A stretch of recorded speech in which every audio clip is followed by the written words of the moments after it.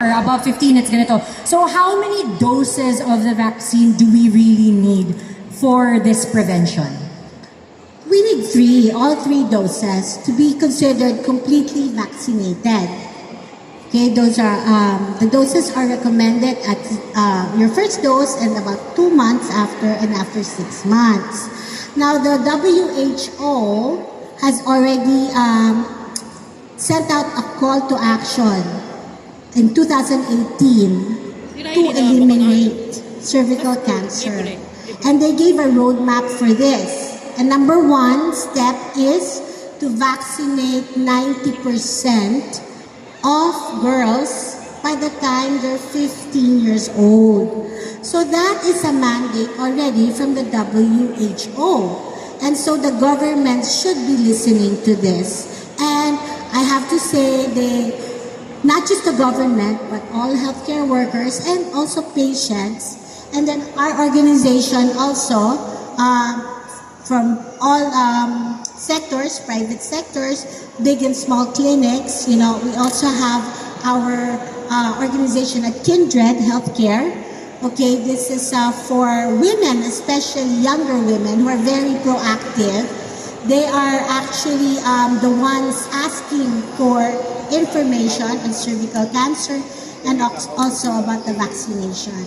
So everybody has to contribute towards fulfilling this 90% vaccination rate that the WHO has already called everyone to action about.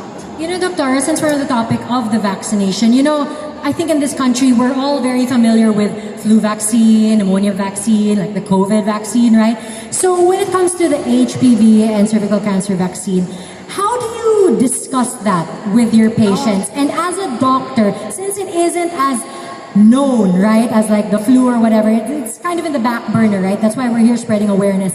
How do you speak to your patients about getting it? What are the more effective, if you will, ways that you speak to them so that they're not only more knowledgeable in it, but they actually want to get the vaccine?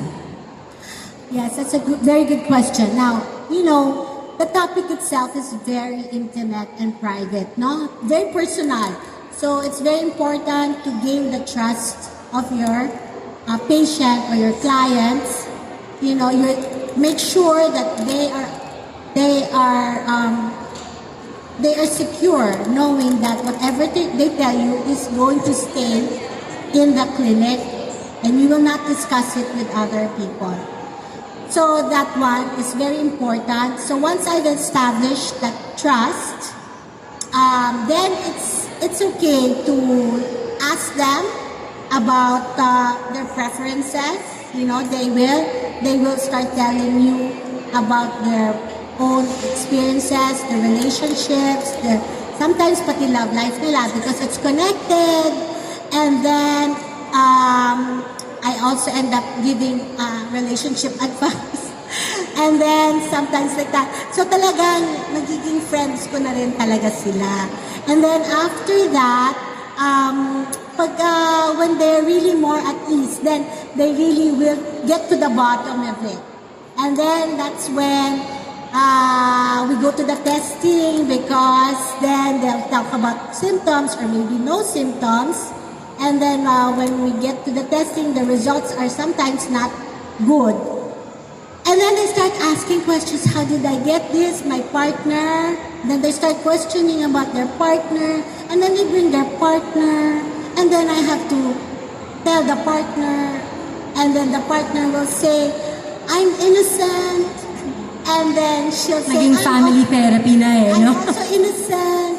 And then so I say, well, okay, no, we're not here to blame anyone, because before you met each other, you probably had other relationships, and that person may have had other relationships.